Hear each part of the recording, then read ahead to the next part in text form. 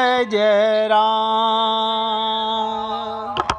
श्री राम जय राम, जय जय राम, श्री राम जय राम, जय जय राम, श्री राम जय राम, जय जय राम, श्री राम जय राम, जय जय राम, श्री राम जय राम, जय जय राम, श्री राम जय राम, जय जय राम, श्री राम जय राम, जय जय राम, श्री राम जय राम, जय जय राम। सभी पुण्य आत्मा बहुत ध्यान से सुने, ये शरीर का सदुपयोग करना है। जैसे नौका का सदुपयोग क्या, भव सागर पार जाने के लिए कोई नौका को सर पर रख कर के नहीं ढो के चलता आगे, इसी प्रकार इस देह में हरि मिलते हैं। क्या मतलब, देह रूपी नौका हमें मिली हुई है। अब आप इसका सदुपयोग करो या इसका दुरुपयोग करो। आप नौका में झंडियाँ लगाओ, कितना ही श्रृंगार करो, कितनी सुंदर नौका बना के चलो, लेकिन इस्तेमाल यही है, भव सागर पार जाना। छोड़ना पड़ेगा। तो सुरसा परीक्षा लेने आई।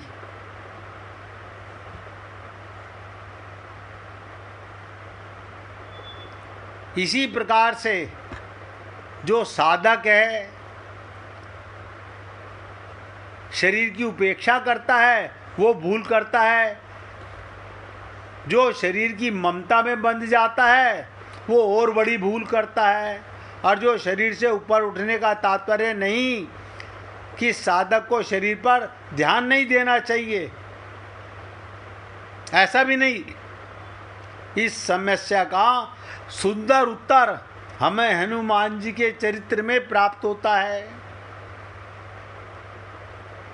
हम इसी देह में इसका सदुपयोग कैसे करें, हनुमान जी के चरित्र से सीखो। सुरसा ने जब उनसे कहा मैं तुम्हें खाऊंगी, तो वो क्या कहते हैं, अभी नहीं माँ। इसका अर्थ ये, साधक मृत्यु को तो सुनिश्चित मानता है, पर वो चाहता है जिस लक्ष्य की पूर्ति के लिए शरीर प्राप्त हुआ है, उसकी उपेक्षा नहीं की जानी चाहिए।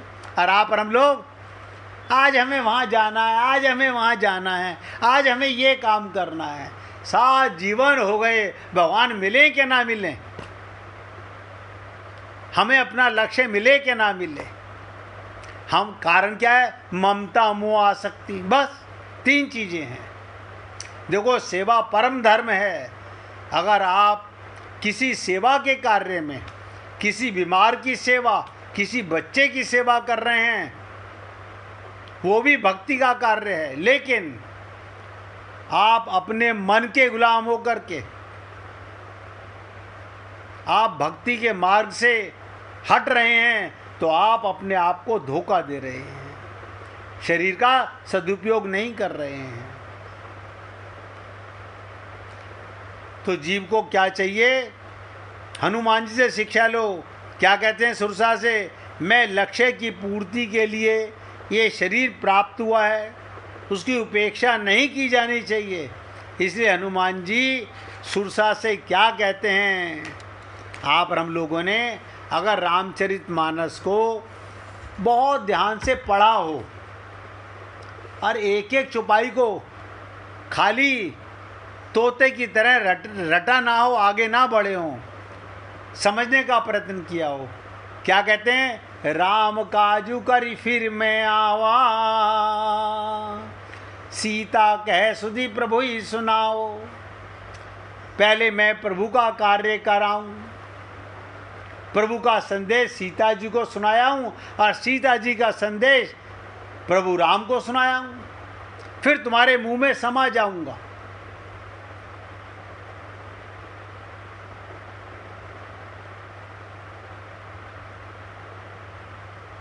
आप सोचिए, हमारे लिए राम काज की कोई चिंता ही नहीं है। हमारा अपना काम कम है, हमारा अपना व्यापार कम है, हमारा अपना मन कम है, हमारे अपने उद्योग कम हैं। ये देह तो मिला था हरि को पाने के लिए, भूल गए। प्रत्येक कार्य भगवान के निमित्त करो, तो ये राम काज है, कोई नहीं करता। पाना सब चाहते हैं राम को, लेकिन भगवान का मान के कोई नहीं करता। मैं कहता हूँ अपने घर का कार्य करते हो, ये भगवान का घर है, इसका कार्य भी भगवान का कार्य है। मैं आप लोगों की सेवा में रोज प्रस्तुत होता हूँ, मैं तो भगवान का कार्य मानता हूँ। मेरे लिए तो आप सब भगवान के रूप हो। तो राम काजू करी फिर मैं आओ, सीता कहे सुधी प्रभु ही सुनाओ। बस ये काम कराऊं माँ, फिर आ जाऊंगा तुम्हारे पास, मुझे खा लेना।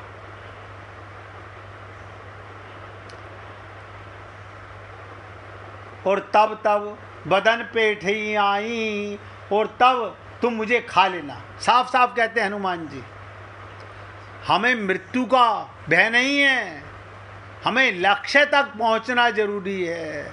और आप और हम लोग भूल गए क्या लक्ष्य है हमारे जीवन का।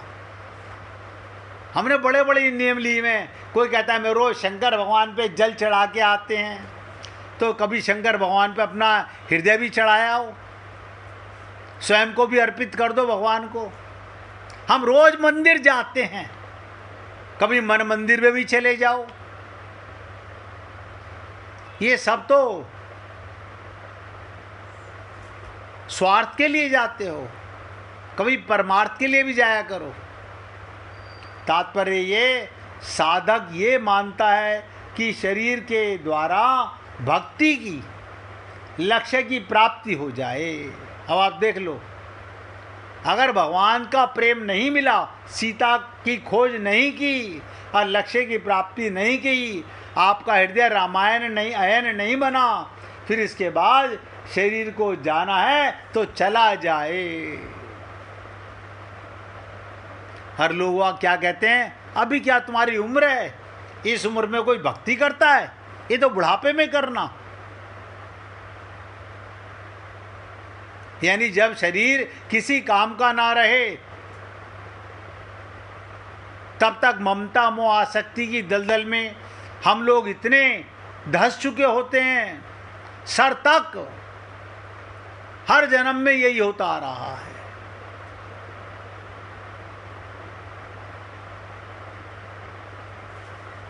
तो साधक क्या मानता है,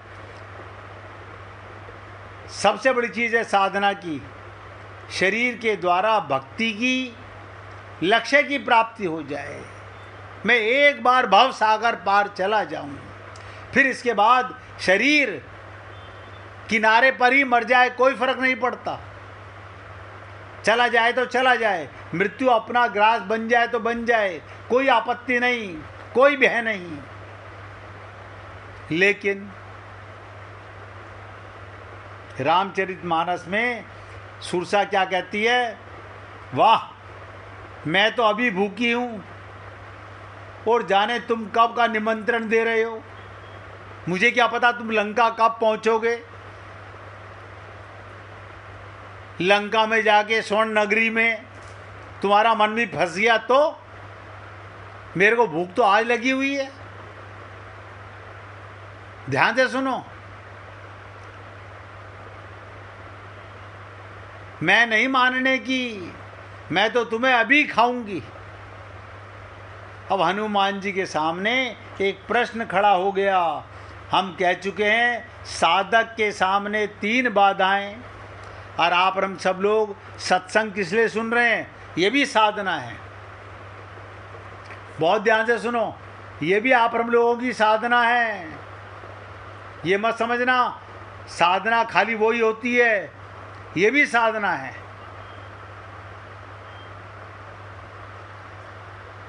आप हम लोगों की ये भी साधना है कि सत्संग में हमारा मन संसार का विस्मरण हो जाए और आप भगवान के लिए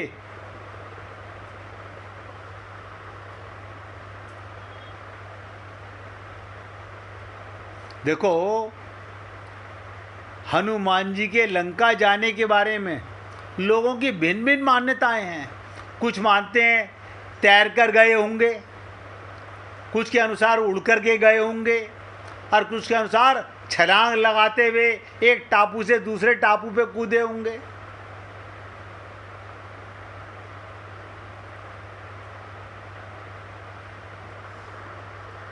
क्यों? आप गाते हो ना, अष्ट सिद्धि नव निधि के दाता, असबर दीन जानकी माता, चारों जुग प्रताप तुम्हारा, है प्रसिद्ध जगत उजियारा। हनुमान जी, नारद मुनि और सनत कुमार ऐसे देवता थे जो अपनी शक्ति से आकाश मार्ग में विचरण करते थे।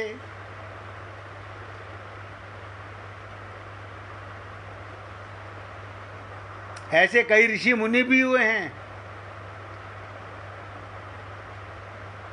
उन्हें अष्ट सिद्धियां प्राप्त थी, जिसे आप हम लोग साधना कराने वाले बताते हैं अणिमा, महिमा, लघिमा, गरिमा, प्राप्ति, प्रकाम्य, ईशिता, वशीकरण। इनकी अलग अलग चीज़ें हैं, लेकिन मैं आपसे निवेदन करना चाहूँगा, आप ये सोचो, दिमाग में बोझ मत डालो कि भगवान कैसे गए थे। पूरी एकाग्रता के साथ समझो, हमारे सामने एक लक्ष्य है। हमारी साधना क्या? इस देह में हरि मिलत है। सबसे पहला कार्य है कि मुझे भगवत प्राप्ति कैसे हो, इसकी भूख बढ़े। क्या पता कल का दिन आए कि ना आए, लेकिन हम लोग नहीं अभी तो हमें शादी में जाना है, अभी तो हमें वहाँ घूमने जाना है, हम पता नहीं कहाँ कहाँ बिजी हैं।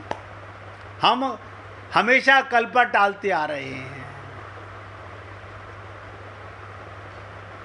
तो बड़ी विचित्र चीज़ है कि सुरसा कहती है नहीं, मैं तो अभी खाऊंगी। अब हनुमान जी के सामने प्रश्न खड़ा होता है। हम कह चुके हैं साधक के सामने 3 बाधाएं आपको बताई, देवताओं के द्वारा भेजी गई सुरसा, और रावण के द्वारा भेजी गई सिंगिका और लंकिनी। इन तीनों को हम क्रमशः क्या कहते हैं? आप ध्यान से सुनो, बड़े बड़े विचित्र चीज़ें, सत्वगुण, तमोगुण और रजोगुण, ये प्रवृत्तियां हमारे अंदर। हम लोग पूजा पाठ करते हैं, ये सत्व गुण है, इससे भगवत प्राप्ति नहीं होती। बस मन में एक भ्रम हो जाता है, हम सत्व गुण, ये देखो रोज पूजा करने जाते हैं, रोज हम देखो आरती करते हैं, तो ये भी माया का गुण है, माना के ऊंचा गुण है। सत्व गुण से शरणागति पर जाना, किसी को अपना मन बुद्धि समर्पण करना, खाली अपने मन से पूजा पाठ कर लेना, ये माया का गुण है। हम सरल समझते हैं, देखो रोज मंदिर जाता है, रोज पूजा करता है, ये सत्व गुण है। तमोगुण भी माया का, रजोगुण भी माया का। व्यवहार की भाषा में से यूँ कह सकते हैं, हम जीवन में भक्ति की ओर बढ़ते हैं अथवा शांति रूपी लक्ष्य को प्राप्त करने का प्रयास करते हैं, तो कुछ लोग आकर हमसे कह सकते हैं, अभी आप परोपकार का कार्य कीजिए, लोगों की सेवा कीजिए, ये भक्ति या शांति को पाने की चेष्टा तो आप बाद में कर सकते हो। ऐसे समय में हमारा क्या कर्तव्य है? अधिकांश लोग यही मानते हैं लोक सेवा का कार्य बहुत बढ़िया है और मैं भी यही मानता हूँ। रामचरितमानस की मान्यता भी यही है। इसमें सिर्फ थोड़े से संशोधन की ज़रूरत है। वो संशोधन हम ये भी देख लिया करें कि जो व्यक्ति दूसरों की सेवा करना चाहता है, दूसरों को विराम देना चाहता है, सुख और शांति प्रदान करना चाहता है, वो वास्तव में उसकी कोई योग्यता रखता है या नहीं रखता है।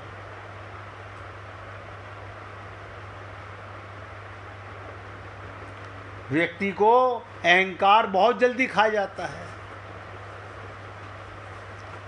समाज में रोज देखते हैं मनुष्य अच्छा काम भी करने जाकर अच्छी पतित हो जाते हैं। हमें हनुमान जी के समान अपनी सत प्रवृत्ति के प्रति सतत सावधान क्या होता है? होश में रहना, ऑलवेज। ये भी महामंत्र है हनुमान जी का। अब देखो, फिर आपसे निवेदन करता हूं, मैं रोज आपसे कहता हूं, होश में आओ, जागते रहो। मोह निशा रात्रि में सो मत। आत्मा हो, 24 घंटे अपने को आत्मा मानो, बस। इसे कहते हैं सतत सावधान रहना होगा, होश में रहना होगा, जागे रहना होगा, मन के साक्षी होना होगा। हमारा मन बड़ा पापी है। मन में न जाने क्या क्या बकवास आती रहती है। मन को एकाग्र करने की साधना भी बड़ी विकराल है। जिस किसी भक्त को भजन सुनाना हो, निकाल के रखना, 5 मिनट के बाद मौका मिलेगा। तो हनुमान जी, ये महामंत्र हमें हनुमान जी और भरत जी दोनों के प्रसंग में प्राप्त होता है। क्या? सतत सावधान, होश में रहो। क्या? लोग तुम्हें बुरा कहें, तुम आत्मा हो, बुरा ना लगे। लोग तुम्हारी तारीफ करें, तुम फूलो नहीं।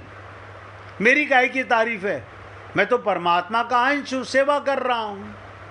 हम भूल जाते हैं, कभी पिचक जाते हैं, कभी भूल जाते हैं। तो ये छोटे छोटे प्रसंग जो मैं रोज आपके सामने रख रहा हूं, ये इसीलिए रख रहा हूं कि जिससे आप और हम लोग, ध्यान से सुनो, काम करते समय जिस किसी वस्तु पर दृष्टि जाए, बहुत ध्यान से सुनो। आप संसार का कार्य करते हो, हाँ संसार का करते हैं। परिवार का कार्य करते हो, हाँ करते हैं। मैं एक छोटी सी भाव की बात बता रहा हूं। काम करते समय जिस किसी वस्तु पर, जिस किसी व्यक्ति पर दृष्टि जाए, उसमें एक बार अपने प्रियतम कृष्ण मानो, राम मानो, विष्णु मानो, उनकी छवि को देखकर अभ्यास करो। हमारे गुरुदेव कहा करते थे, आपको अपनी पत्नी की आंख बहुत पसंद है, पत्नी की आंख भगवान की आंख मानो। किसी की सुंदरता, रूप पसंद है, वो भगवान का रूप मानो। बार बार छूटे, बार बार पकड़ो, ईमानदारी के साथ, ईमानदारी के साथ। हरि व्यापक सर्वत्र समाना। परमात्मा हर जगह मौजूद है। यानी इस सृष्टि की एक सुई जितनी नोक भी ऐसी जगह नहीं है जहां भगवान नहीं है। बस भावना की बात है। भगवान की लीला देखो, कोई बच्चा नृत्य कर रहा है, देखो कैसा भगवान नाच रहा है। आपके घर में बच्चा रो रहा है, आप सोचो देखो भगवान कैसे रोने की लीला कर रहे हैं। कोई घर में आपको डांट रहा हो, महसूस करो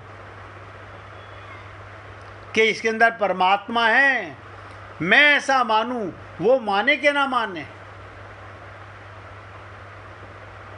साधना ना हो तो दोष की बिल्कुल बात नहीं।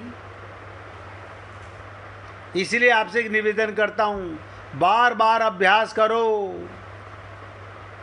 मन एक सेकंड के लिए भी स्थिर नहीं हुआ है हमारे मन को आदत है पल पल में तरंगे उठती रहती हैं, जैसे सागर में लहर चलती रहती हैं। एक गई, वो मरी, दूसरी उठ गई, दूसरी मरी, तीसरी उठ गई। ऐसे ही मन में सारा दिन कुछ ना कुछ उहापोह लगी रहती है। अब मैं कह रहा हूं, जो मन में जहां ध्यान जाए वहां भगवान को खड़ा कर दो। कुछ ही दिनों में आपको अभ्यास बढ़ने लगेगा। इसका मतलब क्या? भगवान का ध्यान कब करोगे? जब हनुमान जी का महामंत्र सतत सावधान रहना होगा। सतत सावधान। अब सावधान कौन रहेगा? हमें करना है अपने आप को, होश में रखना है अपने आप को। अब तक बेहोशी में थे, अब बेहोश नहीं होना। काम संसार का करो, सावधान होकर मैं आत्मा परमात्मा का कार्य कर रहा हूं। कहने सुनने के लिए बहुत बातें हैं। मैं ज़्यादा लंबा टॉपिक करना नहीं चाहता, अन्यथा आपको पता नहीं, आप जो भी कार्य करते हो सब भगवान के निमित्त हो सकते हैं। कोई ऐसा कार्य नहीं जो भगवान के निमित्त नहीं किया जा सकता। बस आप करते हो या नहीं करते, ये अलग बात है। तो आज अपने शब्दों को यहाँ विराम दे रहा हूँ, और जिस भक्त को भजन सुनाना हो आगे आइए, सुनाइए प्रभु।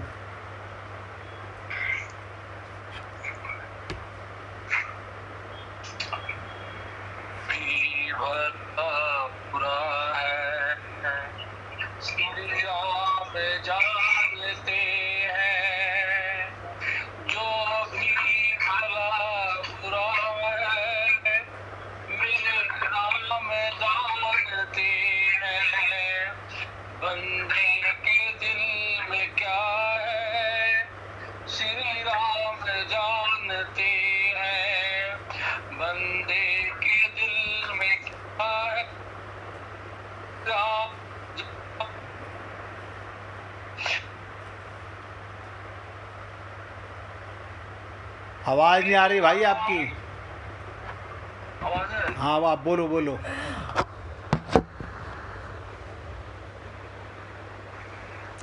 बीच बीच में आवाज जा रही है आपकी। जो भी भला बुरा है मेरे राम जानते हैं। आता कहाँ से कोई, आता कहाँ से कोई, जाता कहाँ है कोई। युग युग से इस गति को, युग युग से इस गति को मेरे राम जानते हैं। जो भी भला बुरा है श्री राम जानते हैं। नेकी बदी को अपने जितना भी हम छुपा लें, नेकी बदी को अपने जितना भी हम छुपा लें, श्री राम को पता है वो सबकी जानते हैं। श्री राम को पता है वो सबकी जानते हैं। जो भी भला बुरा है श्री राम जानते हैं। किस्मत के नाम को तो सब जानते हैं, लेकिन किस्मत के नाम को तो सब जानते हैं, लेकिन किस्मत में क्या लिखा है मेरे राम जानते हैं। किस्मत के नाम को तो सब जानते हैं, लेकिन किस्मत में क्या लिखा है मेरे राम जानते हैं। जो भी भला बुरा है श्री राम जानते हैं। बंदे के दिल में क्या है मेरे राम जानते हैं। राधे राधे जी।